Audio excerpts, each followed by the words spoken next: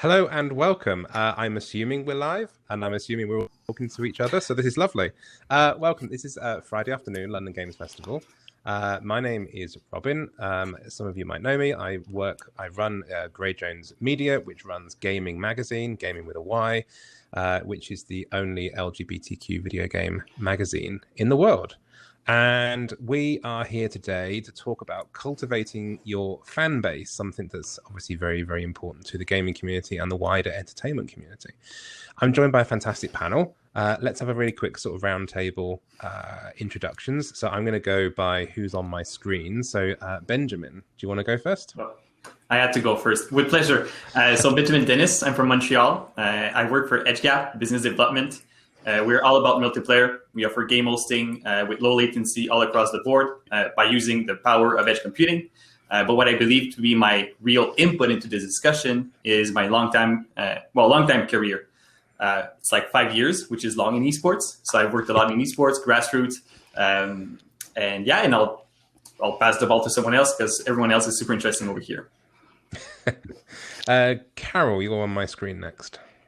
Sure. Hi, everyone. I'm Carol. I'm a senior games analyst and a co-founder at Media Research, which is a strategic insights and analysis firm based in London. And we focus squarely on entertainment, which for us really means looking with a holistic approach across video, games, music, and sports. So I guess I'll be the one who's going to be trying to pull it back a bit from games and into the sort of bit more of an esoteric realm across entertainment here. Jessica.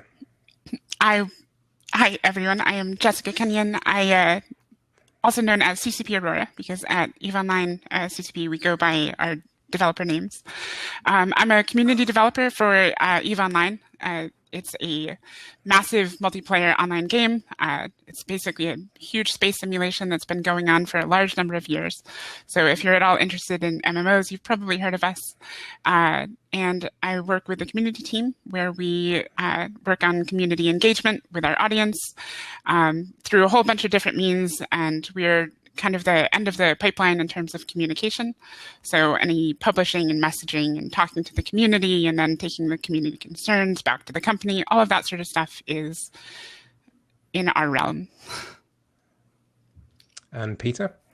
Hi, my name is Peter, also known as CCP Swift. Unfortunately, my introduction is going to be quite boring because Jessica covered it all already. I am another community developer at CCP with EVE Online, the very fancy spaceship MMO. But yeah, just absolutely happy to be here. My journey at CCP professionally started actually relatively recently, less than a month ago. But I'd been a fan, I guess you could say, for the last 16 years or so. So I've been really involved in the community, and I have like just a tremendous love for how it's grown and how it's affected me personally. So that's really interesting. So Peter, you're going to be our guinea pig when it comes to our real life fan. You're going to be the fan. So you're going to respond from the consumer's point of view. And I think that'd be really, I genuinely think that'd be really interesting.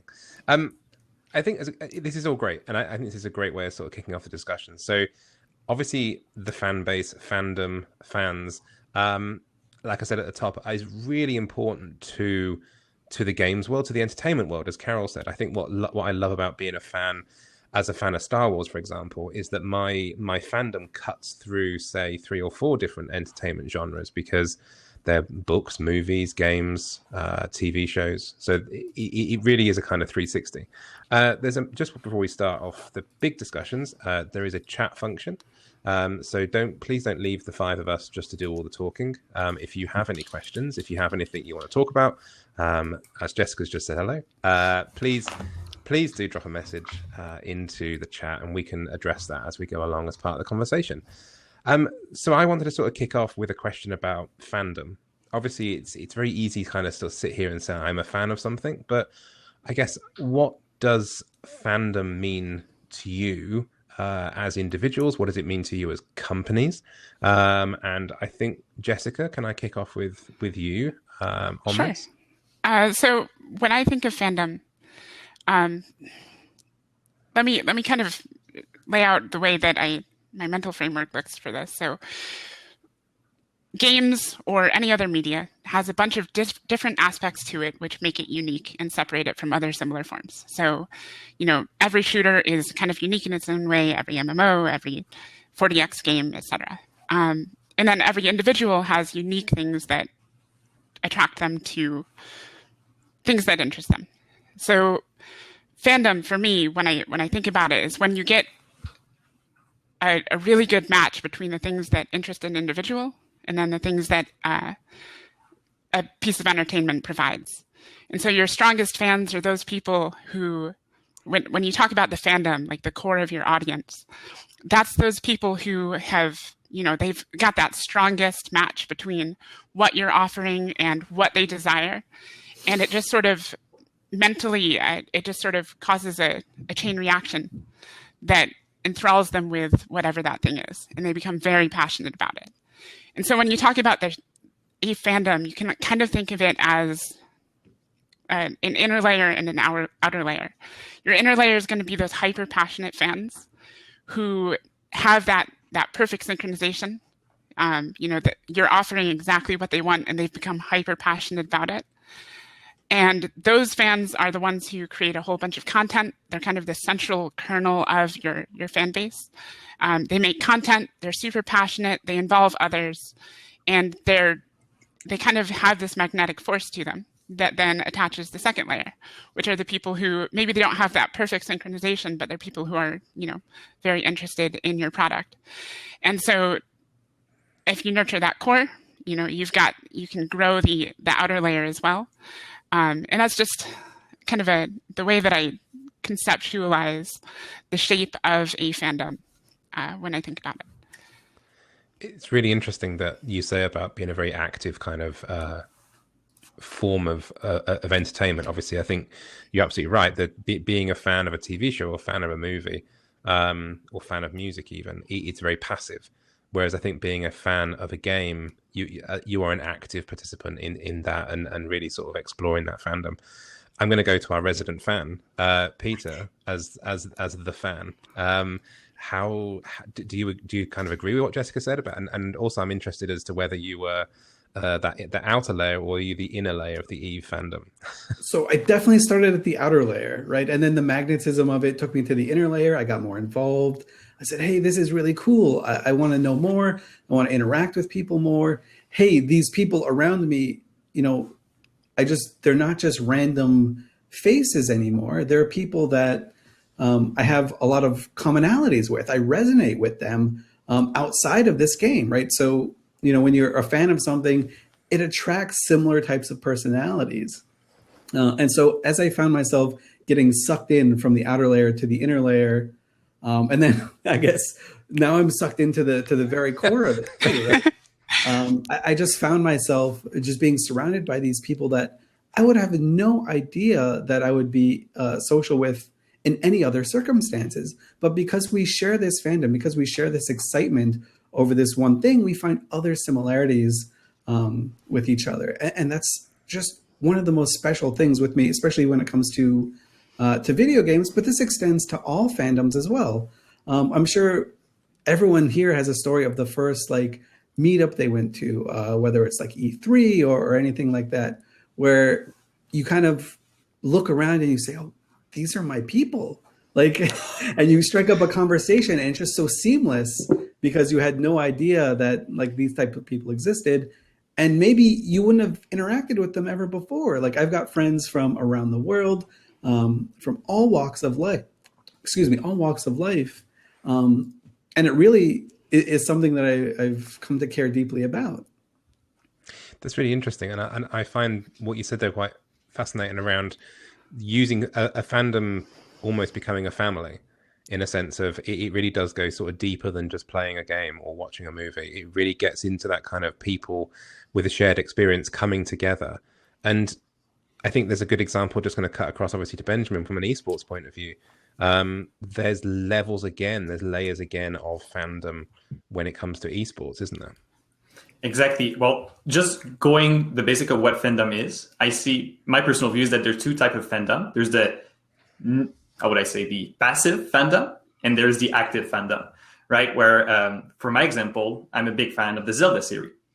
But do I go on Zelda forums? Do I do any extra steps into that regards to be part of the community? No, I do not. But then I would consider myself a really strong Zelda fan, but never do I take actions. And let's not forget, we're going to talk a lot about community today and engagement, but a lot of people can be fans without necessarily doing that extra step. So that's number one thing I want to point out. And secondly, it's like you said, it's all about the engagement and the community. And when it comes to esports, especially, it's all about empowering local leaders to get the fan base going, right? There's depends on what level of games we're talking, from indie to AAA. There's different ways to go at it, but no matter what you need are those thought leaders, those influencers, those leaders, right? Peter, right before the conversation, you were telling me, okay, so I was really good at the game. Well, you didn't say that words, but that's what I believe. And I also believe I was really good at some games I played, but that's another question for another day. So you start off as really good, really passionate about the game itself, and then you're like, I want more. I want to be active. I want to create real physical actions in the community of said fandom, which I think this is that's the tipping point where it becomes really important. And, games should try to actively promote that kind of attitude in their fans. Because once, let's say for me and Peter, we said, okay, well, this is not enough. I'm playing a game, but I want to share with other people. So what did we do? We created content around it. I on my side, created a league about Hearthstone. Then I invited players. I made players in Hearthstone get together in a physical place to play a digital card game. Because I also come from the Magic the Gathering world where it's Friday night and you go sling your cards, and that's awesome, right? Yeah, that's it, Carol. So I wanted that feeling. I worked actively to recreate a feeling in my Hearthstone community too. And that's where for me a lot of things started, because I took action. I put myself out there. So we're talking event organizer, spokesperson to a certain point, right? Because I was telling people, yo, there's going to be an update about Hearthstone and it's going to be super fun. Let's see you there. We're going to play together. So for me, it's all about there's two different types of fan. You got to gather to both of them. But when it comes to the active fandom or the community, if you like, you need to give tools or reasons for people to implicate. No, that's not a good English word. Engage. I think engage is the right word over here. So it's all about engagement. Totally. And I think what you said there is really interesting around needing to kind of inspire and really keep those kind of top ticket fans engaged by giving them more and giving them things to go on. Carol, just to bring you in, what's your definition of fandom? But B, sort of with the conversation so far, I know that you've been heading up a lot of research in this field. Is there any kind of like opening, interesting points you want to talk about regarding kind of fans at this stage?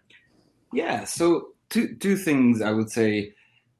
One, definitely agree with pretty much what everyone has said in the sense that engagement, plays a role. But I would caution and sort of bring up the sort of danger of viewing fandom purely through the engagement lens. And this is actually something that is happening at the moment, because the world of entertainment really is largely set up to monetize engagement and consumption rather than emotions and fandom. And there's this shift that's happening right now. So kind of in theory, you could say fandom is some sort of like feeling of an emotional attachment to something or someone. But then when you try to, define it in a way that's like a little bit more actionable in the sort of commercial sense, it becomes incredibly complex. And that's kind of the second point, just to pick up on everybody else's. Everybody's got an idea of what fandom is, and everybody kind of knows when they feel fandom that they are a fan, but it becomes incredibly hard to essentially pinpoint it with a single definition. And really the reason for that is because fandom, unlike engagement or money spent, is an attitude rather than a behavior, right? Those things are, so engagement and spend are, at the moment, companies' assumptions around fandom mostly revolve around measuring behaviors that we assume are manifestations of fandom rather than it being the fandom itself. So, the sort of measuring engagement or spend is a lot easier in comparison because these are binary behaviors. At the moment, companies typically measure fandom based on engagement metrics, which they assume to be indicators of fandom. And alternatively, they may, ask users directly via surveys or communities, etc., about fandom. But the problem with that is that everybody's perception of fandom is slightly different, right? It's not like asking, have you or have you not used this service in the last week? You know, and then also there are different types of fandom, to the point of Jessica and Benjamin, which consumers may or may not want to report. You know, so and this, I guess what I'm going to say now might be a little bit controversial, but I would actually argue that, you know, most entertainment companies actually don't know a whole lot about their fans right now. They think they do via the monitoring of the behavioral indicators, and typically are really well informed about what drives engagement, what gamers are doing inside their games. And then these assumptions are made, you know, about how to foster fandom. And that definitely gets us somewhere, but that approach only tells us a part of the story and actually risks leaving some of the money on the table, because to Jessica's and Benjamin's point, you know, fandom can be active, but fandom can also be dormant for a long time, waiting for the right opportunity to be triggered. And you won't see that from your engagement metrics if that's what you are looking at. And then you also have fans that are secretly active too. You know, those are the things of like the guilty pleasures, you know, that people are truly fans of something, but because of where they are in their lives and the, you know, social bubbles around them, they just don't want to report on it. So, you know, I guess like a, you know, quick story, you know, I used to be a big fan of Ed Sheeran before he was signed. I used to, you know, watch his stuff when he had sort of 15, 20, 30,000 views. And I really used to like that music because I was really into, you know, funk and jazz and hip hop all together. And I really appreciated what he was doing. Then, you know, he signed, became massive, his music changed. Right now, that music doesn't appeal to me because it's not what I personally like. That doesn't mean, however, that I am no longer, you know, that I have a 0 degree of fandom for Ed Sheeran. I wouldn't right now buy his, you know, new album for 15, 20 quid. And the management team of his is probably not concentrating on me at all because they haven't seen any engagement from me with Ed Sheeran for the past, you know, half a decade. But would I? So I wouldn't pay the 10 quid for an album, but would I pay 100 quid to do a session with Ed Sheeran about how to do freestyles and good funky loops? Absolutely, right? But it's not the kind of thing that the teams will at the moment see, because everything that they measure fandom through is essentially engagement. So sorry to, you know, to bring it a little bit to a close. The truth is, you know, fandom is driven by a large number of factors simultaneously, and the drivers for fandom differ across consumers. You may decide that you like a football team because your parents or your peers liked it, but you might equally decide to dislike that football team exactly for that same reason, right? It depends of what kind of person you are. Do you thrive personally in an environment where you are going with or being contrarian to the behaviors of those around you? Do you prefer aesthetics over mechanics? Do you prefer quality over quantity, right? And there's all of these things. So another thing that kind of makes it even more complicated is time. And that transpires, again, on multiple levels. Like time in terms of your age, as the stimuli can result in fandom changing over time. But then the other dimension also, how the actual overall fan base progresses, right? And actually, do you start losing some of your fandom just because so many people got on board now? And all of these things, I guess, play into each other. And so, long story short, this, you know, when we talk about all this, it invites all of this complexity. And really, when things become this complex, it's time to take big 3 steps back and take the 20,000 foot view. And really, we believe that, you know, fandom is really driven by fulfilling psychological needs that are core to people across entertainment, and not just across entertainment, across their whole lives. And it actually may become more straightforward to start planning, you know, whether it's product or strategy or whatever, once you are able to map what are the things that are driving over here, what happens in music, video, games, even though they're completely different, there will be some sort of overarching things at the top. That's, I mean, literally, that's the conversation done. To be honest with you, we'll just end on Ed Sheeran. Oh, No, all right. Okay, I got some free time now. Cool. that's perfect. Yeah. No.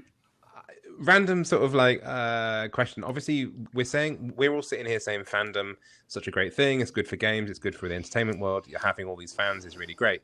Is there, in your views, is there such a thing as a bad fan? Is it unhealthy to have bad fans? I'm going to throw one example. So talking about fandom, I'm a RuPaul's Drag Race fan, and the toxicity at the moment in the fandom, as we always keep talking about, it does get to boiling point sometimes. And I think that to me is something that is a good example of can you be a fan of it a bit too much, and then you turn into that kind of bad fan. I think it's something that we see quite often in video game spheres in particular. If you go on, if you're active on Reddit or any other social media, you go look at, just everybody who's talking about a game, and almost every popular game that you look at will have a fair few negative comments, a lot of complaints. And, there's always the concern that sort of thing is chasing people away. So you've got all of these passive fans, or like Benjamin discussed, or those latent fans that you can't actually measure, who are like passively consuming this content but not interacting with it, and it all leaves an impact on those individuals, which is it's part of the company's job to try to manage that at least as best they can, generate positive interactions to balance out the negative. But I mean, something to keep in mind when you see that sort of thing is that's generally coming from a place of extreme passion. So those people that are complaining are your biggest fans. And the reason that they're doing that is because generally, kind of what I talked about earlier, where you have an attribute match between the user and the service. When the service changes to some degree, or it's no longer fulfilling the attributes that they had previously hoped it would, that discordance causes them to act, to very passionately and publicly speak out in an attempt to bring it back into line with what they desire. And I think that's effectively unavoidable in some ways. At the same time, I wouldn't necessarily call them a bad fan. It can get to an extreme point. I mean, we've seen really terrible behavior to some people in the industry over things. But at the same time, it's still perhaps a good fan. I think there's a little bit of a trick that you can play in identifying where the community as a whole, the existing community, has similar echoing tropes, I guess. I'm missing the proper word. Sentiments. So similar echoing sentiments where everybody's kind of generally, or a large portion of the population is generally voicing the same complaint for the same reason. And when the service is able to address that thing and show that they are listening, that they understand where this, discordance is coming from, they can almost purify it, and it turns what's a very negative engagement into a positive one. That's not always possible, and sometimes you're going to have a split in your audience where half of them are going to desire one thing, and the other half are going to desire something that is incompatible, which is something that happens a lot. And at that point, you can try to be clever and figure out ways to please both. Not always possible, but sometimes you have to define your core audience and just make sure that you're fulfilling their basic needs, and just constantly turning as much of that interaction as you can positive. Absolutely. Well, I Definitely. I mean, you're absolutely, yeah. No, Robin, you're the mediator. You got to speak between everyone. It's the rule. I overstepped it. I'm not going to do like in the practice round. If I talk at the same time at you, I'm going to leave you the lead all the time, okay? Okay, well, I'm going to come to you, Benjamin. What do you want to say? Okay, well, I completely agree with what you say, Jessica. Some people, you're not going to be able to give what they want, and that may lead to bad fans because they're going to have bad influence. But I believe, especially on the competitive side or community side, I have two huge examples of what I consider really bad fan for the scene, or a key player in that scene. But I feel that both of those issues can be solved with education, or at least sensibilization. So when it comes to competitive game, one of the first things, and you talked about Reddit, which is, like it's a harsh place to be if you're a noob, let's say, or a beginner. Twitter is the same thing, right? So there's a lot of die-hard fans, either, like on the story of what happened in the Zelda series, or how is the best way to play a certain hero in League of Legends. And those die-hards will impact negatively the experience of, let's say, less lower tier fans or less involved fans in a really negative manner, right? Let's say if I'm curious to do a better build with said hero in whatever MOBA, and the first comment is, how can you not know that this is the right answer? Like, I'm not going to feel like included. I'm not going to feel super happy about that. And another example, I'm a big fan of Super Smash. I played all my life since Nintendo 64 when I discovered you could hit 2 buttons at the same time and do a smash attack. My 8 years old brain went and played Super Smash for the rest of my life. And lately, for those that follow, especially during the COVID, there were a lot of sexual misconduct allegations happening in the Super Smash scene, right? And like I said, those are two completely different examples. And obviously, having tryhards that will insult or pejoratively affect new players, or having role leaders which are doing, let's be honest, sexual misconduct is one of the worst things you can do. So those two things, I believe, can be solved with education and sensibilization. As the IP owner, I'm not going to point out anyone, but as the IP owner, you do have a really good channel of communication to go in that direction. Like in the Smash scene, Nintendo is not highly involved in their competitive scene, so it just created a scene where anybody could do what they want, and it led to that. So I believe that having framing or official communications from Nintendo on a more regular basis of what should be the right way to act and so on, and having maybe on the other side of where it's trying to tone down the tryhard, having when there is an esports event and there's lots of eyeballs, maybe it's a good time to have a 5-minute talk of, hey, this is how you should introduce someone new, or like, hey, someone's asking you a question. Us, we love everyone, so we try to give them good answers.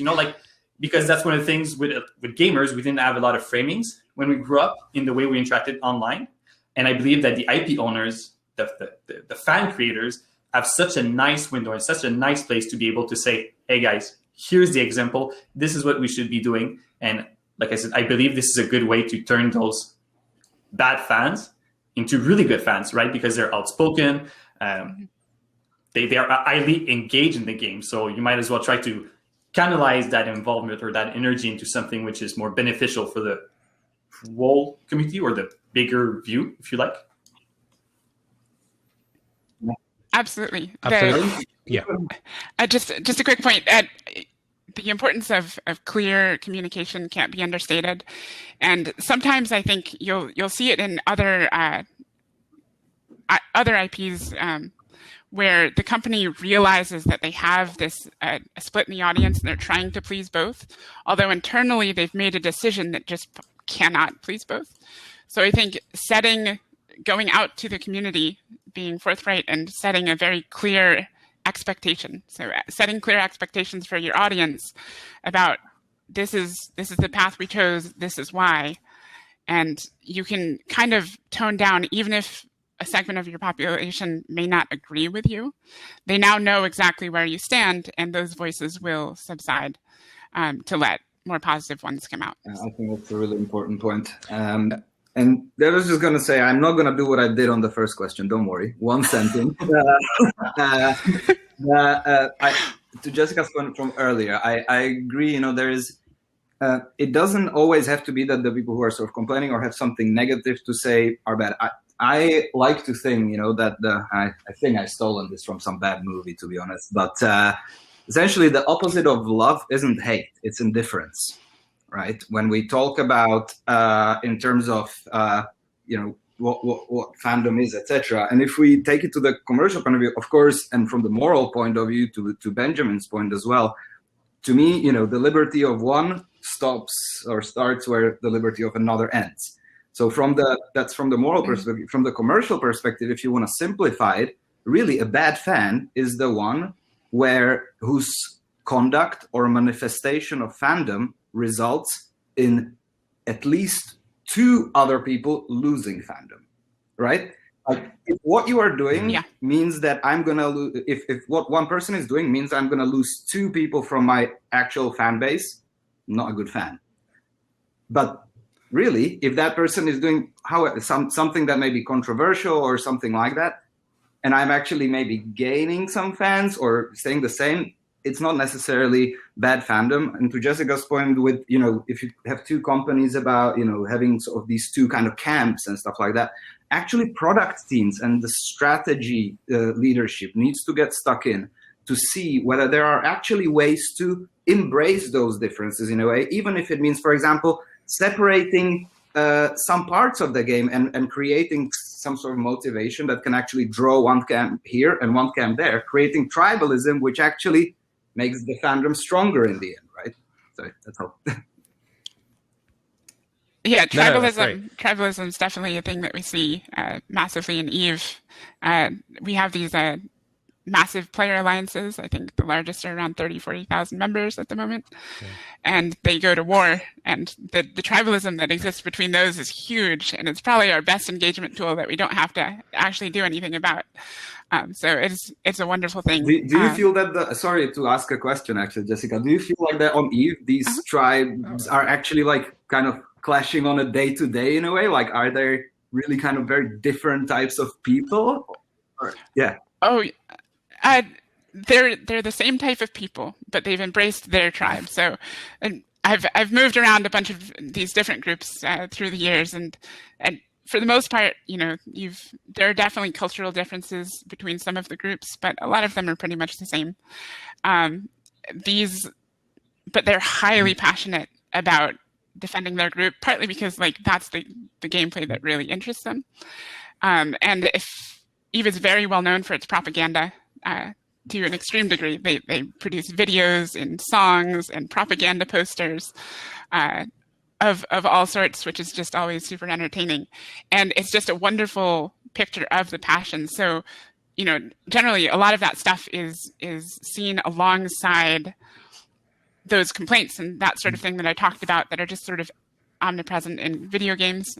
It's just, you're constantly trying to address those things. But I think, as you said before, indifference is the opposite of love. That's the thing that any IP holder should truly fear, is when their audience stops to care. So an angry audience isn't necessarily the worst situation. It just means that you're not supplying some part of the service that they would really like to see. But it means that they're still passionate. But the moment that those voices start going away, then you're in really deep trouble. We've mentioned it a little bit already, but I wanted to move on to our sort of second talking point, which is how to engage effectively with the community, with the fan base. And we've started obviously to talk about that. So I kind of wanted to just say, we're going to talk about this now. But Jessica, for you, expand further, if you will, on kind of your kind of like how-tos that currently is running in EVE as to how to really engage effectively, potentially, as you mentioned, obviously the sort of the wharf scenarios and stuff. And it feels like the tribalism is a great way of fostering that kind of fandom. Sure. So this is fostering your community is a many-headed beast, and you can tackle this with a large number of strategies. I think the way that I tend to think about this is very similar to the opening question about the shape of a fandom. When I described that double-layered sphere as I picture it, by fostering the inner core, you increase the magnetism of those active fans so that they can pull in more passive fans that are on the exterior and are not necessarily engaging. So those fans that, there's people who are interested in EVE but have never played, and that's a sentiment that we see quite often, actually. And as they see things happening in EVE, whether it's these massive wars or whether it's, a bunch of videos that are just really funny memes, who knows? These fans will eventually, they reach a tipping point where they're like, all right, this is worth some of my attention. and then they begin to they break through that wall, and they make their first engagement. And sometimes that engagement is like, should I play the game? But that's engagement even then, because it's an interested person who's making a step towards potentially meaningfully engaging with your product. So nurturing that central core of the active engagement users has a cascading effect on the growth of your community. So something that we've done in EVE recently is I recently launched a partnership program where we take people from the community who make content. So we're aiming for the top 20% of our primary content creators, and we're giving them a whole bunch of rewards, encouragement, and assistance to help them hopefully grow those channels. So that's our streamers, blog writers, all of that sort of thing, video creators on YouTube. We've partnered with those people, and we're currently nurturing them to hopefully improve their reach and their magnetism and their ability to pull in people to that outer sphere and hopefully in further towards the core. So that's one way. The other way is just constantly generating engagement that has the potential of picking up some of those people that are not currently engaging, those passive fans who aren't actively playing. And it's kind of just like swinging a magnet around, almost, you can think of. So like you've got a room full of desk filings, you're just kind of swinging this magnet around, like hoping to pick things up. Or magnets, that sort of thing, further engagement. My metaphors are getting weird. Anyway, you can do this through things like social engagement and advertising. So this isn't quite my realm since I'm a community person, but when it comes to advertising, the more you show repeated exposure with new and cool things in your game, those people, those potential customers who are interested in your product and they've got some awareness, after multiple exposures, they're more likely to finally hit an exposure that goes like, all right, it's finally built up to a level where they think this is something worth my time. Let me go check it out. And that can take some work. So even if that's just making an impression with an ad. So, we run, we have 5 different types of trailers that we're currently using, which each target a different type of player. So there's one for players who are particularly interested in exploration. There's one for players who are particularly interested in PvP. And we've done a whole bunch of market research, actually. We brought in people externally to give us insights about the personality traits of the types of people who go towards these different paths so that we can better target those individuals and hopefully pull them in and convert them into players. And this, I guess I shouldn't perhaps go on listing examples, but just one other thing is positive interaction with the community can come in terms of just being a part of a community as the IP holder. So something that we do on the community team is we are quite active personally on social media, just constantly engaging with that core section of the community that establishes a very clear and easy line of communication, that it lets the customers know that we're listening. It lets the customers know that we understand the way they feel about the game. We understand the game itself. And we build a rapport and we build this sense that we're actually part of that community as well. And when the community understands that you're a part of that community, it builds a natural goodwill because they know that you're there and listening. So even when they have those harsh complaints, by knowing that the developers are active, those complaints are naturally dampened. And they don't get as vitriolic because they don't feel like they have to scream in order to reach you.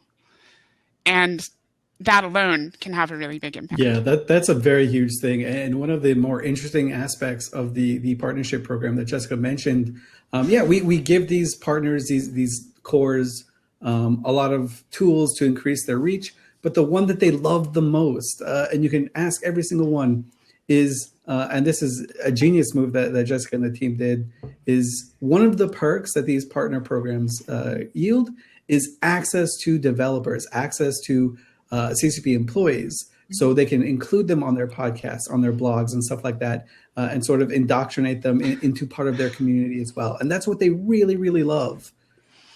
Yeah, we've actually got a private Discord for all of our current partners where we're just constantly chatting in them every day. I actually have it open on my side screen here where I'm reading a conversation. It's really interesting that more and more, I think games companies are having their own private Discords, and they're having that kind of way of having that kind of two-way conversation with their fans. And I think it's really interesting what you said there about if you appear to be listening and do actually listen, then there's a way of kind of damping down some of those some of that sort of vitriol around the feedback loop. And I think because people do believe it's a feedback. Pete, I was actually going to ask you as a sort of as our resident fan of EVE, the engagement from the developer to you, the player, the fans. How has that been received from the fan side of things? How do you feel that? Do you feel that sort of day-to-day kind of level of care?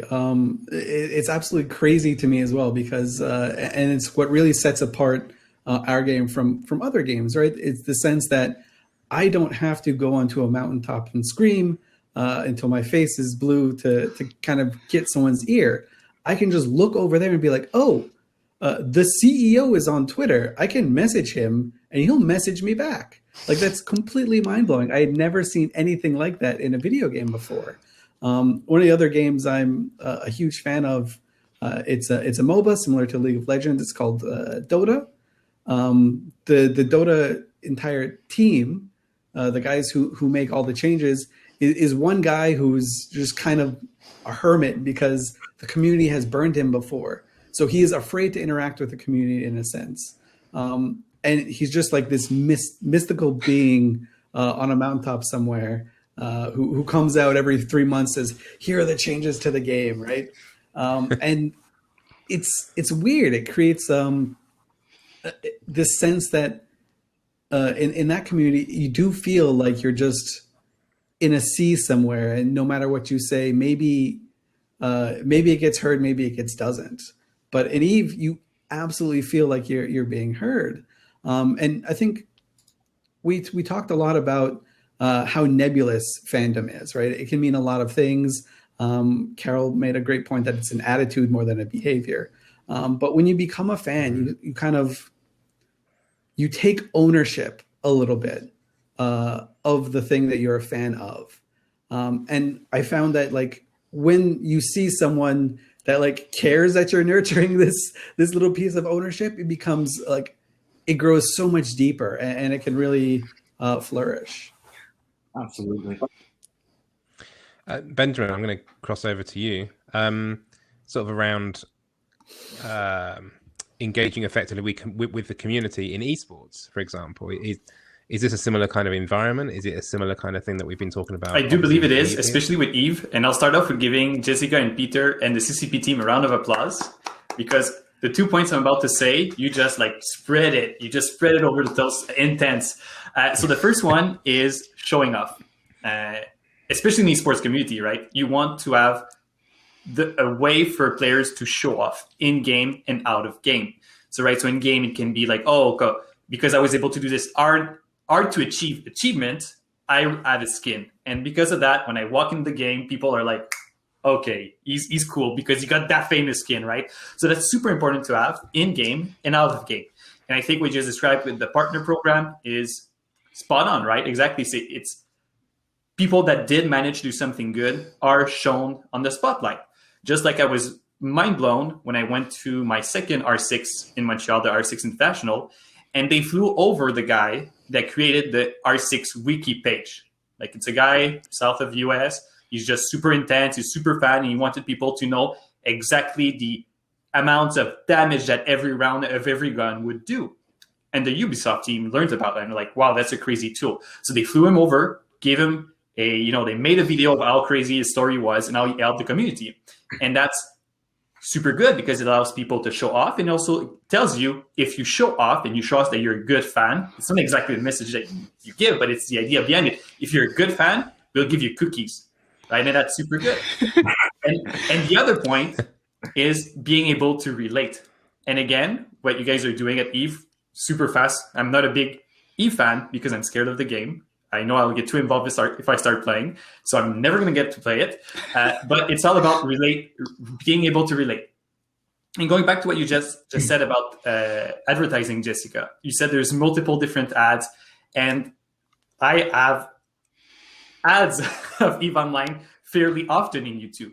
And it starts with something that relates so much. First of all, the guy's voice doesn't feel like a YouTube sponsor, speaker, whatever. It just feels like someone speaking about the game. And it starts off by, I've always been interested in the universe and the sci-fi.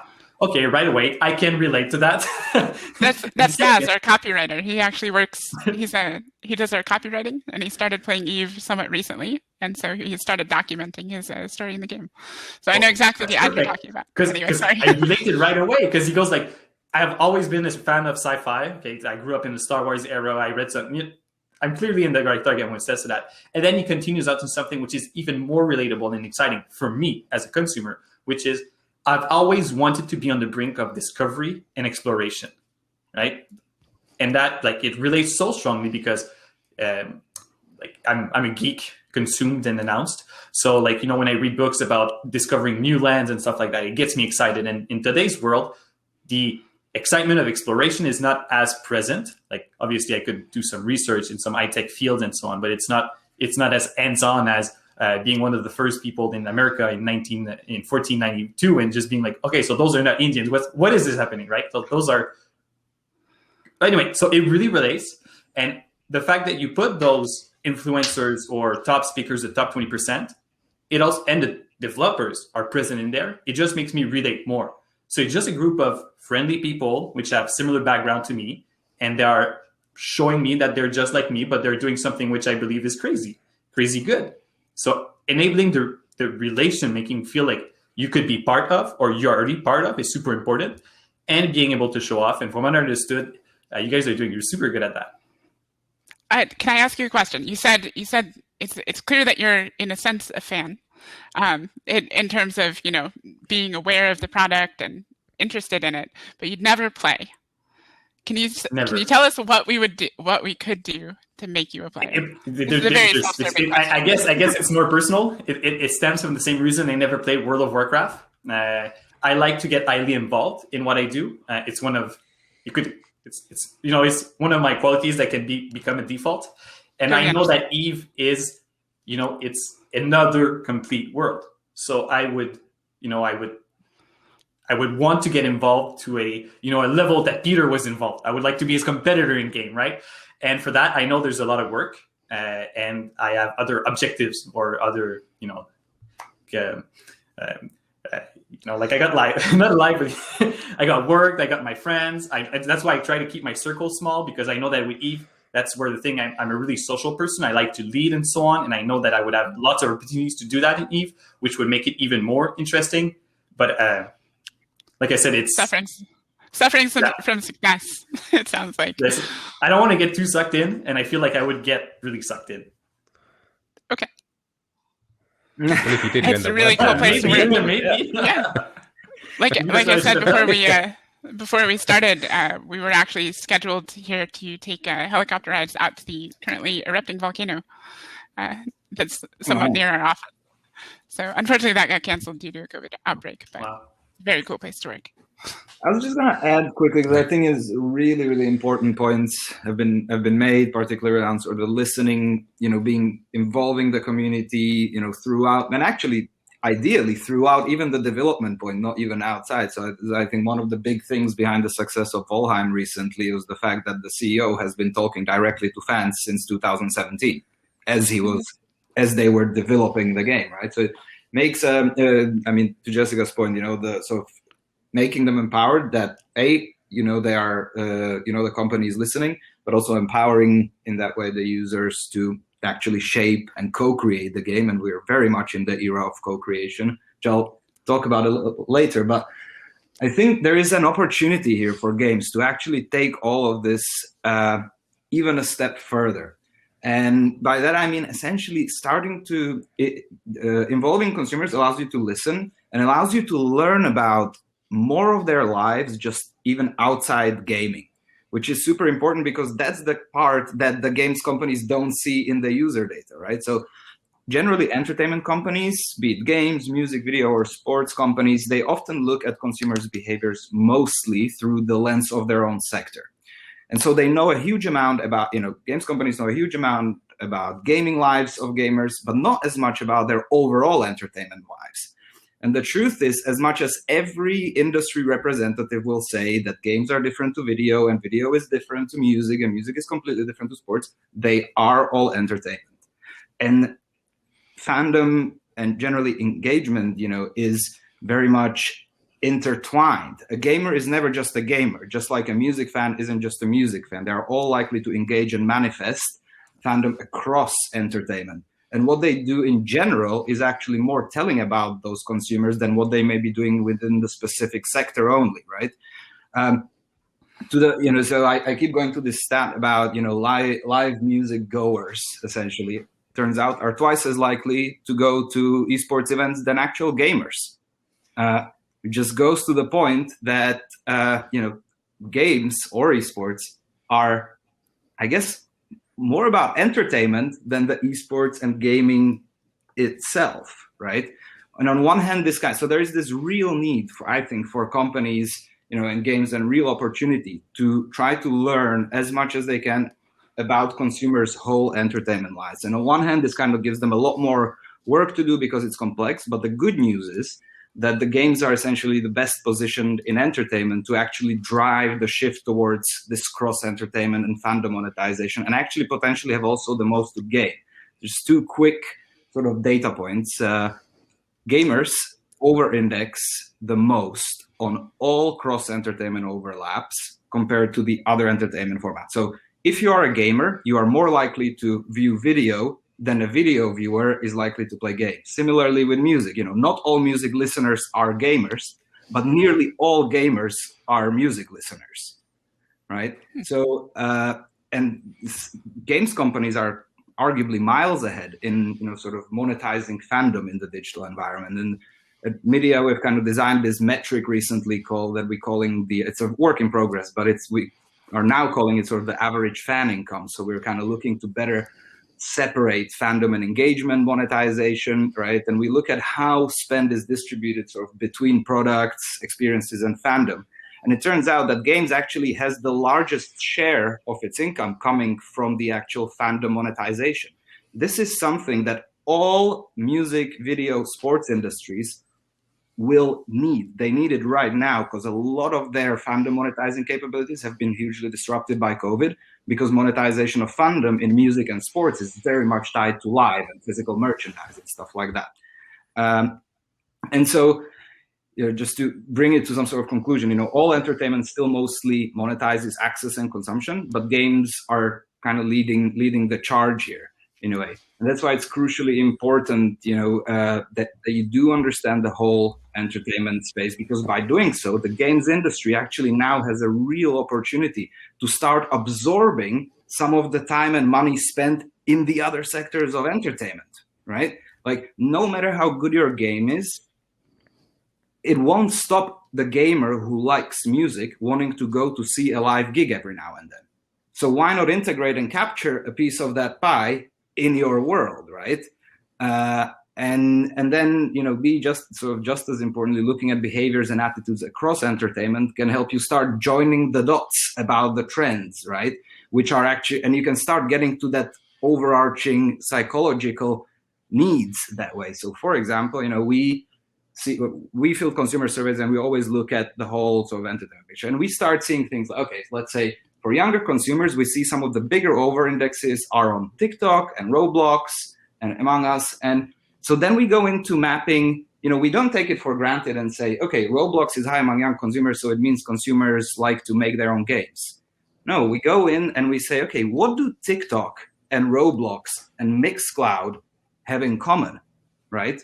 And you start sort of seeing, you do these kind of mapping and you see what the services have in common, and you can actually start getting to those drivers. So, to give the audiences something of value here, hopefully, so distilling like sort of 5 years of research or so, I think the three biggest drivers for this type of cross-entertainment expansion and fandom for games right now are things around multitasking, risk management.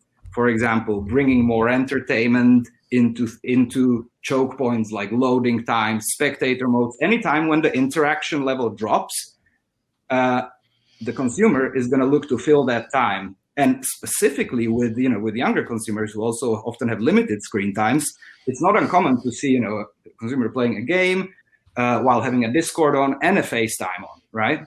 And so you kind of want to be making sure that you are removing that friction, because that activity is clunky. They don't do it that way because they love to do it. They want to engage in all these socializing activities, and games aren't yet catering to it, right? So comms is a huge area for improvement. Second, fostering and essentially enabling expression. To Benjamin's point, you need to be able to showcase your fandom as well. And then the third and the final thing, we are entering what we are calling the era of lean-in consumption. We used to be in lean-back. That was your sort of linear TV vibes and stuff like that. We lived through lean-forward, your kind of on-demand and subscription services.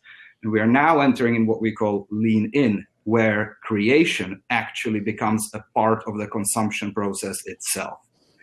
And that is very much manifested across entertainment, whether it be the likes of TikTok or Roblox, etc.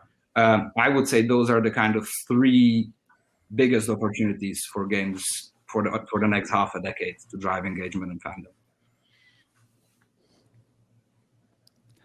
I got questions for the other people around. I also created a poll. If you're in the chat right now and you're looking, I think the poll is about esports.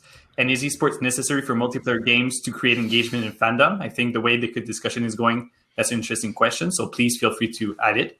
And Carol, I got a question for you where I'm clearly biased in what I'll say, but you talked about entertainment sector as if they're simple verticals, which are, let's say, equivalent. Let's say there's the cinema industry, music, and game. And my thinking is video game cannot be classified as the same level as those entertainment industry. And my reason for that is that game is a mix of all of those entertainment industry. Like I'm a big reader. So for me in game, there's reading, there's music, there's video, and there's obviously the more action-based. So for you guys at Mira, do you see gaming as simply another sector, or you have, you see it a bit like I do, where gaming is just like it's everything together. So obviously there's going to be more interconnection between the fans and the stats. Yeah, absolutely. No, I think that's kind of precisely the point. That what I meant is essentially, I think a lot of companies often still do think in an isolated sectoral way, but I completely agree that entertainment is intertwined. Entertainment is not it doesn't exist in isolation. And I do think that games are pretty much the best position to actually become the destination of bringing all of these other industries in, thanks to the fact that they are the only entertainment format that are truly interactive in their nature, right?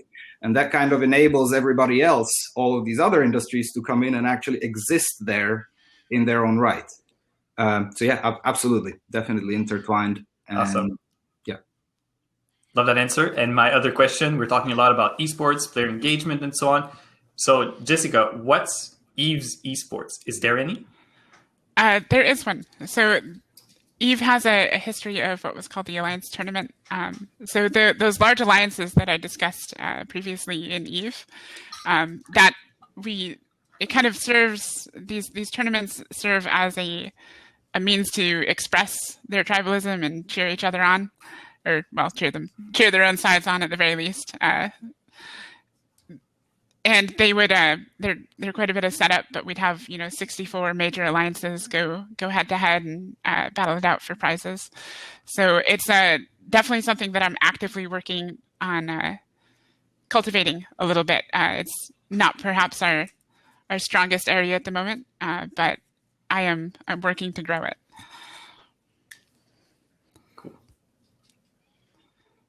Yeah, it is definitely something that kind of involves the most passionate fans, right? Because what they end up doing is they end up, instead of a normal person taking a summer vacation, the most ardent fans will spend their summer kind of theory crafting builds, coming up with ways where they can win, new strategies that haven't been seen before. They want to not only dominate, but in a sense, the very top teams want to embarrass the other ones as well by how good they are, right?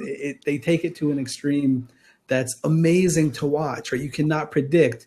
We set up these rules and we're like, okay, well, here's a good framework for you guys to work between. They just destroy everything that you can like pre-plan. They come up with these crazy types of strategies where they can, just kind of, for lack of a better word, dominate and show how good their coordination is, show how cerebral their teams are in terms of tackling problems. And it's absolutely fascinating.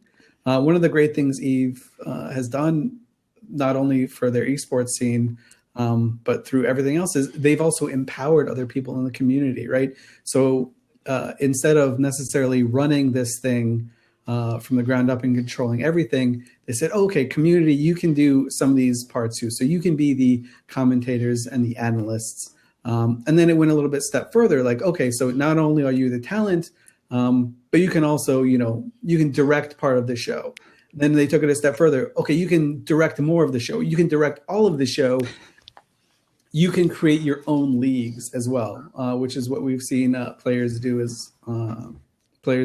before, right? So just create a tournament scene where it's very organic, and these guys can go almost year long if they have to. Unfortunately, it's a ton of work, and it does require some certain hardware on our end, with which Jessica is like the magician of in terms of trying to rebuild this server for them.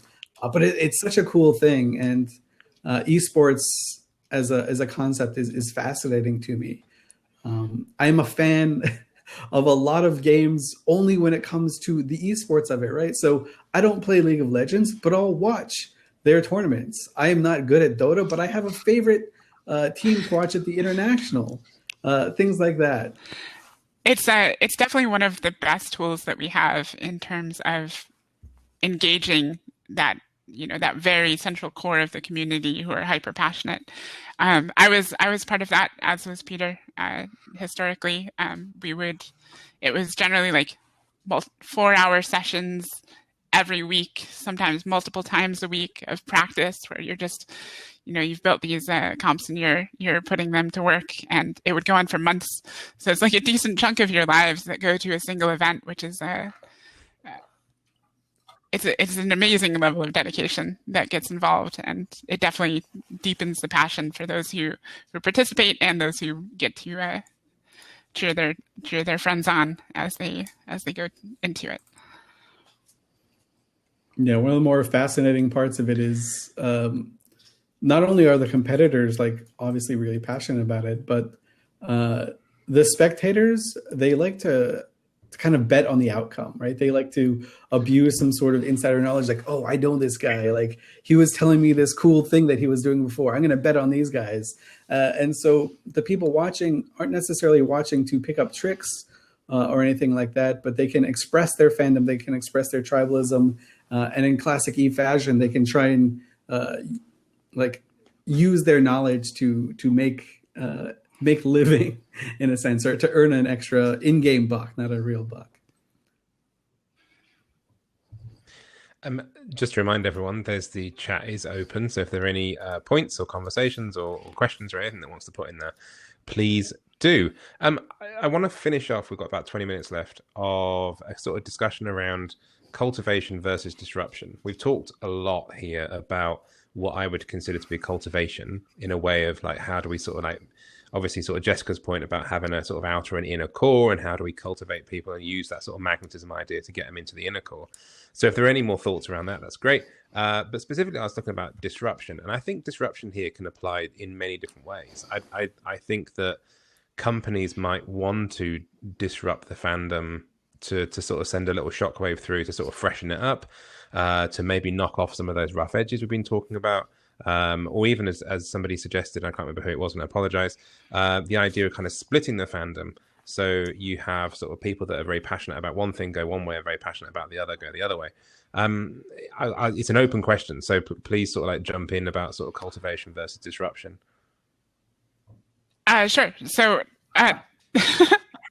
cool. So when it comes to disruption can be, I guess we should sort of define disruption. So if we're talking about disruption in the business sense, that is a thing that is just perpetually important to any company.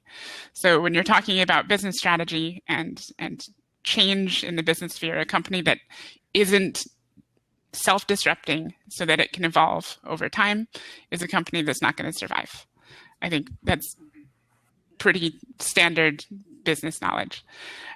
But if we talk about disruption in terms of the community, so if you look at the structure and composition of a community, disruption can serve almost a valuable purpose there as well. So as a service changes, you'll have your fans react in different ways, and so you can almost intentionally disrupt that community by let's say that you're changing a business strategy. And this is a bit of a crossover in definitions.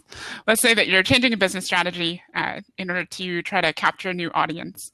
That is going to massively disrupt the existing community because you're bringing in a new cohort of people who are probably qualitatively different than the existing audience because it took a new strategy to bring those people into the group. And so that can be very disruptive, and you can actually have a clash between the existing community and the new people that are coming in. And managing that through many of the cultivation techniques that we talked about and various strategies can be really important. But that sort of disruption can serve a very valuable purpose in, let's say that the growth of that core community had stagnated. You've basically maxed out your attention in terms of your core audience. By bringing in an additional audience, you can rapidly accelerate the growth in a new direction. And even though that disrupts the core community, you can kind of then attempt to manage and merge and build a new one that is hopefully stronger, even if quite radically different than what it was previously. Also, when it comes to disruption, there's one thing which it's not the best thing to say, but I have to say it. But drama is usually good drama, or publicity at large is good. Bad publicity is good publicity. We all know that saying. So obviously, if the IP owner decides to disrupt in a way that's going to create drama, sadly, it does have positive impact. I'm pretty sure it does. I don't have the metrics as maybe Carol does, but I lived long enough to know that drama is usually good to create attention and especially engagement. So that's one thing I want to talk about. Not super proud about that fact, but it's a reality in which we got to live. And when we talk about disruption, especially on the community side, I think one of the worst way to go at it is the cease and desist. And there's been a lot of cease and desist in the past 5 years when it comes to gaming and communities. Before the panel, we discussed briefly. When I was doing my Hearthstone League, it was before Blizzard instituted their Grandmaster league or tournament, if you like, their ongoing esports league about Hearthstone. And obviously, other community or grassroots leagues existed at that time. And sadly, for some of them, which had a name which were similar to like Hearthstone League or Masters League in Hearthstone, or all the names that sort of add a sound of an officiality around it, received cease and desist at that time. I believe that's just a really bad way to go at it, because every of those people that received a cease and desist, they were leaders in their own rights in their community. So obviously by, working against them, right? When you're a big guy, like one of those companies with IP owners, there's other ways, I believe, to go with cease and desist. But sadly, we see a lot of cease and desist at the moment. And that's without talking about all the music industry, which I'm pretty sure, Carol, you can have an opinion on that, the music industry is doing cease and desist left and right in video games, where maybe I'm just too naive, but I believe that if more people are I don't know the word in English, but when you're put in front of something, well, if, like the Ed Sheeran song, if I hear it in every video clip game I see, well, I'm going to be like, oh, that song's good. I'm probably going to go, subscribe to Spotify and maybe buy the album. And the music industry is just like, no. You don't use the music, cease and desist. We demonetize your YouTube videos, demonetize your Twitch, which instead they could use those person as leaders, right? It's an incredibly complex landscape with sort of music rights, etc. However, I would say like that there's a key difference again, like to the entertainment versus kind of games in a way. Music is very much all based about the engagement velocity game kind of thing. It used to be somewhat monetizing fandom. When you bought a CD back in the day, you bought the purchase to access, to consume, but you also bought a bit of bragging rights and sense of belonging, etc. That kind of disappeared with the age of streaming because it's so common nowadays.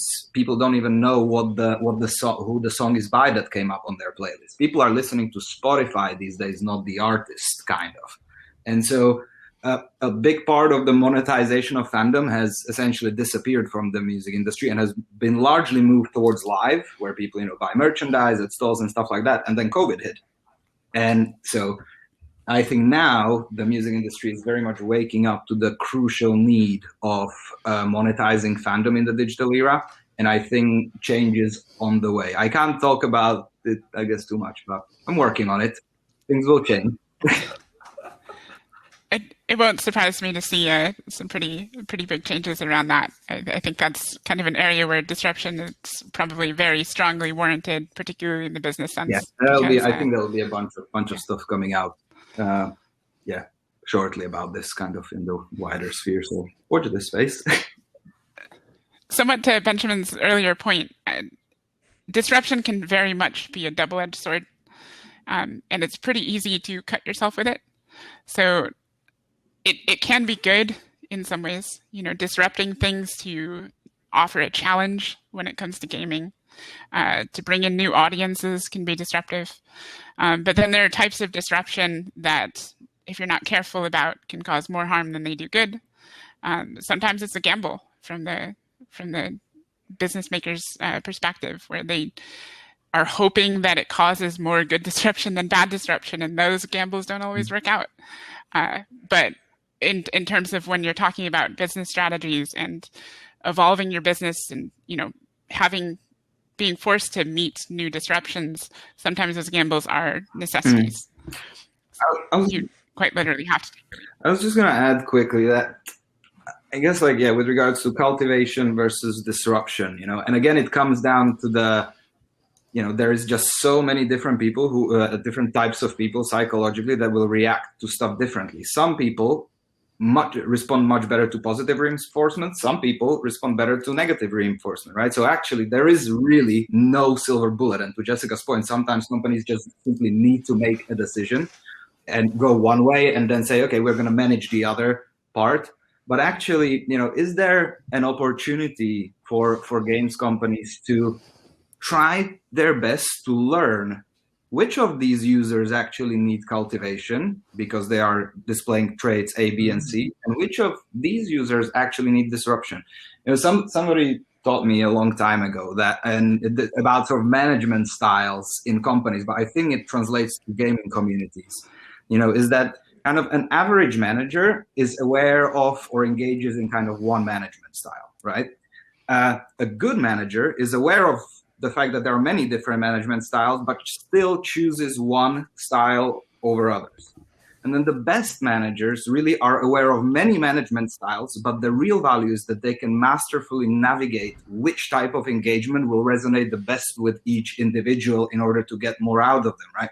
If you want to be the best HR managers aren't telling people what they can and cannot do. The best HR managers, they essentially challenge the people that need to be challenged, and they support the people that need to be supported, right? And I think this very much translates into games and managing communities. Like the more you can figure out the overarching sort of psychological personas of these people beyond just gaming, beyond just genres, but really going into things like positive reinforcement, negative reinforcement. So really going up the Maslow's hierarchy of needs almost.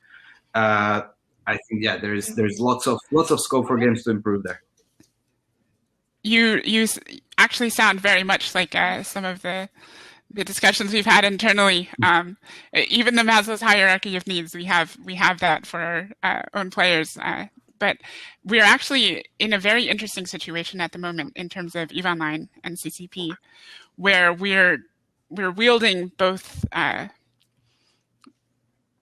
construction and disruption as tools in, one in each hand, so to speak. So in a sense, very much like you were talking about identifying the different audiences and what they need, we are simultaneously attempting to grow and nurture our new player cohorts who are coming in by giving them a better new player experience, making sure that their entire transition from, oh, that game is interesting, to actually, becoming a paying customer is a smooth, easy process. So it's a lot of cultivation in terms of that community and trying to bring in new players and trying to make sure that they're well informed. And a lot of effort is going into that. But at the same time that we're doing this, we're disrupting the veteran community, the top level, in fairly extreme ways in terms of the game's design. And so we're actually not overhauling, but we're making massive changes to the economy, which are quite painful for many players, with the goal of putting it in a better state. And these disruptions, even though we know they're going to be very disruptive to their gameplay, the company went into this knowing that this would be a painful process, but also is making the gamble, or perhaps we think we have pretty good betting odds, but we're making a gamble nonetheless, as any changes, that the outcome will be a better state and will allow for more growth of the community long term than leaving things as they currently are, stagnant. And so it's a very massive disruption that's ongoing, but there's a lot of players who are not particularly happy about it. We get constant stream of comments, as Peter can attest to as well. But it's a known thing that we're doing this for an end goal that will create a better situation for these players in the future. And it's possible even that, we've lost some of our audience during this process, but as just sort of a known cost of this disruption in order to achieve a better outcome. And one of our challenges internally, we have nurture new players as one of our challenges, but then we also have challenge the veterans. And so the challenges that are created tend to be very disruptive. So it's, changing the whole dynamic of the game for these established empires of thousands of players. And by just changing things a little bit, you create new challenges because the game that they knew before is not quite the same, and they now have to relearn how to operate in this new environment. And that's a really good type of disruption, because if things are too stagnant for too long, you risk kind of what we talked about earlier, where passion turns to indifference because they're just so used to it, it becomes less interesting. And so by making sure that the environment is constantly shifting around them, they're constantly forced to evolve and adapt as players, which means that it's just consistent growth. They're always learning, they're always adapting, they're always improving, and it never reaches a stale point where that slows down too much. So that'll be my take on cultivation versus disruption. A lot of what Jessica is talking about is, I think there are like different types of disruption, proactive and something like a reactive disruption. So very much what CCP is doing and what we're doing is a proactive disruption, right? Jessica explained like very well the reasons for it, right? To keep challenges going. And of course, that's with the left hand. With the right hand, there's cultivation going on the other side with a different group of players. But proactive disruption is something that's absolutely required to manage a fan base, to manage a community. Reactive disruption, I would classify as something where you spot a problem that happened or occurred because of some sort of like uncontrolled cultivation, right? Something grew too fast. A group, became a little bit too toxic, or something like that. And then you have to go up there and say, hey, at what point can I empower other players to kind of push these guys out and rally the existing community to push these guys out organically? And at what point do I have to go in as a manager of a community and kind of excise this this very hurtful area of the community through some sort of reactive disruption, right? I think Carol mentioned it best. It's good up until that one person takes away the enjoyment, takes away the fandom of at least two other people. It just so I thought that's something. Oh, sorry. Go. It just needs to be done in such a way that it doesn't disrupt more than you intend. So that's like exactly. I don't know, if a farmer walked out into the field with a flamethrower and just roasted one of his cows, all the other cows would freak out and bolt. He only took care of one cow. I don't know where this metaphor is coming from. The image is strong. There's no doubt. I can think about ways. The point is, like, it has to be done in a thoughtful and careful manner. Like you don't necessarily want to just like rip people out of the community. You have to. Set fire to your cattle with flamethrower. I come up with some very strange metaphors sometimes. I have no control and did not think about that before I spoke. It's the effect of the volcano. That's what it is. There's a volcano like a few. It sounds to me like you guys are doing absolutely the right things, and just for the record, I'm not on commission in any way, but neither was I. It does sound. Thank you. Exactly. So diving into the important things, and to Peter's point, about the sort of proactive disruption and self-disruption. I think it's perhaps one of the most important points in order not to sort of not to remain stale, and to make sure that you essentially cultivating audiences going forward, but also to Peter's point about the proactive versus reactive.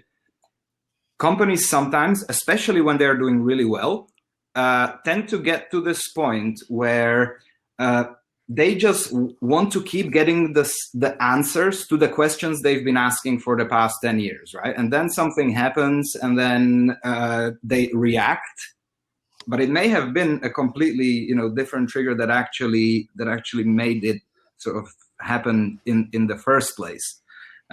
So yeah, I mean, definitely. Proactive disruption is something, and I would say I would encourage sort of everyone, whoever is sort of still listening to us.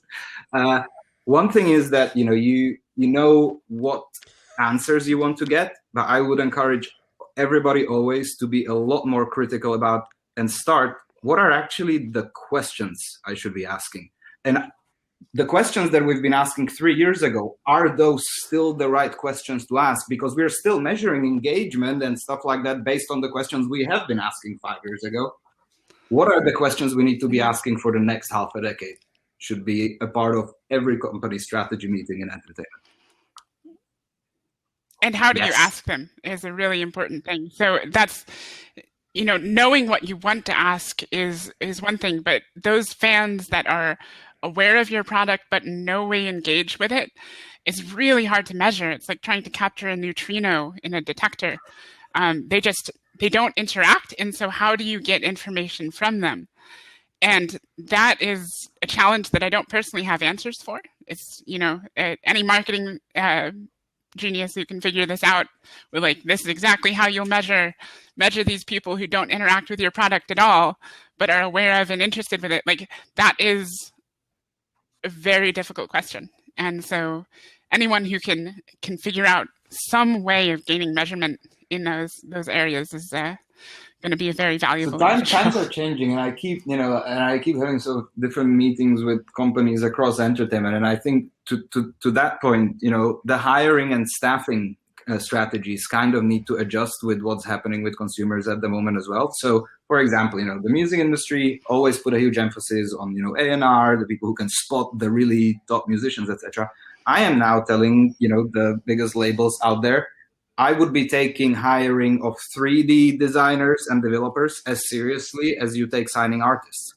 And to games companies, I say, I would take hiring, every team should these days, if you're going to try to appeal across entertainment, have a proper consumer psychologist on the team to be able to essentially, that is becoming as important as hiring developers for games companies right now, because again, to Jessica's point, it's so complex. And if you're going to try to get to some of these overarching answers, you need to have somebody on the team that can look at user metrics from one game, user metrics from another world, user metrics from music, and figure out and map what these things all mean together and what the patterns are, and while being able to sort of wash away all the noise that data is full of, as we all know.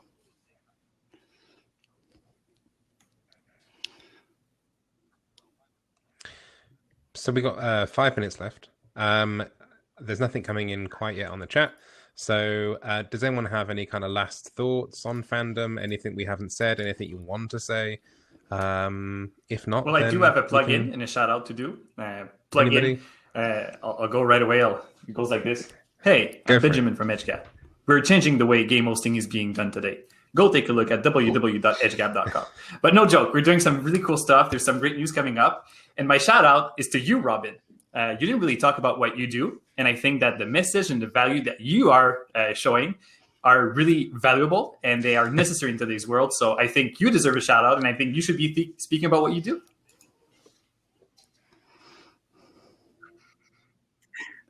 Thank you. This wasn't set up, by the way. It's a very interesting kind of fandom, I guess, in sort of staying with the conversation, actually, because from an LGBTQ point of view, fandom in that sense, belonging to a community, is a different kind of community, but it's still a fandom.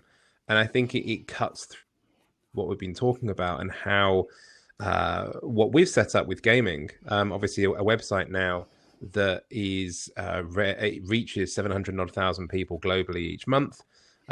We had our first ever gaming awards last month, just almost to the day, which was our first LGBTQ video game award show that was watched by 150,000 people concurrently live on Twitch, which was fantastic as well. So I mean, yeah, we what we're doing is you're right, is absolutely super important. I'm super honored to sort of be able to do that, but also being able to bring a different kind of fandom into the gaming world, and really kind of amplifying their messages and generally encouraging companies to sort of think more diversely around how to cultivate a diverse fandom rather than necessarily kind of sticking to the sort of bread and butter fandom as well. I think it can only add good things to your games. It can only add good things to the world in general. I think there's nothing more valuable than, a properly diverse fandom that is able to incorporate more people. And you can almost think about that in terms of surface area. So a diverse fandom has more surface area. And so you're able to bring in people from more angles that you otherwise would not capture, because you've increased your exposure to multiple different groups. Absolutely, and let's not forget that the LGBT community has been obviously huge fandoms, huge fans of a lot of games that even back in the day, while those games were I wouldn't say actively, but certainly passively not overly welcoming to the LGBTQ community. I know that esports is a world that is very slowly opening up to a sort of more diverse audience. It has sort of, I think we're all aware of the sort of the current sort of issues that exist in that space. But I think that for us, it's something that to sort of keep embracing that, to keep promoting that, and to use the platform and the reach that we now have to really kind of champion that across the gaming and the wider entertainment world. It obviously works across the piece. It is really important, and awesome. Like I say, I'm very excited to be able to do that. Yeah, that is wonderful. It's very awesome. The diversity is purely additive, right? There's no real downsides to it at all. So the more of it that we can have, the better. Yeah. So I applaud your efforts. Absolutely. Thank you. Well, thank you, everyone. This has been a fantastic and really genuinely insightful panel. I hope people listening have got a lot of things they can take away. If not, just please go and use the metaphor of Professor Ria metaphor was a bit better. In the field. What game is that? It looks like it's from a game. Yeah, absolutely. It could be Fortnite. I don't know. It's not from anything. I don't know where that came from.